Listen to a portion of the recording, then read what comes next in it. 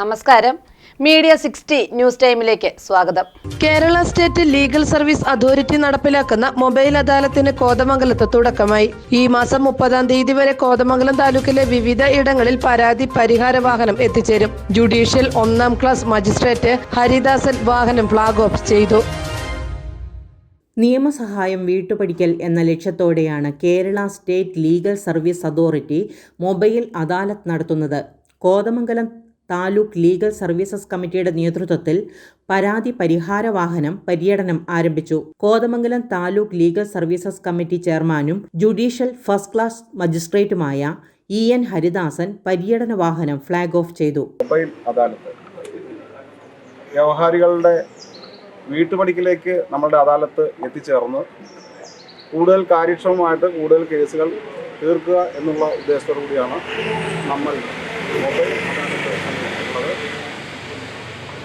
ഏതായാലും നമുക്ക് കൂടുതൽ കേസുകൾ തീർക്കാൻ പറ്റും എന്നുള്ളൊരു വിശ്വാസമാണുള്ളത്. 200-ൽ പരം പരാതികളാണ് ഈ അദാലത്തിൽ നമുക്ക് കിട്ടിയിട്ടുള്ളത്.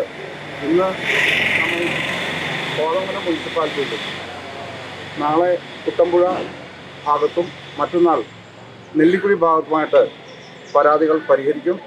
എല്ലാവരും ആത്മാർത്ഥമായിട്ട് നമ്മളുടെ അദാലത്തിലെ ജുഡീഷ്യൽ ഓഫീസറായിട്ടുള്ള retired district judge Shri Madhavan സാറിൻ്റെയും നമ്മുടെ പാനൽ ലോയേഴ്സിൻ്റെയും അതുപോലെ പാരാ ലീഗൽ വോളണ്ടിയേഴ്സിൻ്റെയും നിർദ്ദേശങ്ങൾ സ്വീകരിച്ചുകൊണ്ട് മാക്സിമം വിട്ടുവീഴ്ച ചെയ്ത് പ്രശ്നങ്ങൾ പരിഹരിക്കണമെന്ന് വിനീതമായി സമൂഹത്തിൽ എല്ലാവർക്കും തുല്യനീതി ഉറപ്പാക്കുക എന്ന ലക്ഷ്യത്തോടെ വീട്ടുപടിക്കൽ നിയമസഹായവുമായി ഈ മാസം 28 മുതൽ 30 വരെ കോതമംഗലം താലൂക്കിൽ വാഹനം പര്യടനം നടത്തും. റിട്ടയർഡ് ജില്ലാ ജഡ്ജ് P. മാധവന്റെ നേതൃത്വത്തിലാണ് അദാലത്ത് നടത്തുന്നത്.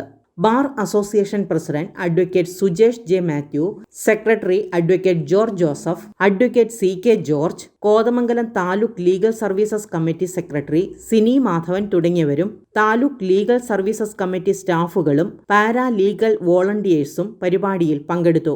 കോതമംഗലം താലൂക്കിലെ വിവിധ പഞ്ചായത്തുകളിൽ നിന്നുമായി 200 പരം കേസുകളാണ് അദാലത്തിൽ പരിഗണിക്കുന്നത്. മീഡിയ 60 കോതമംഗലം.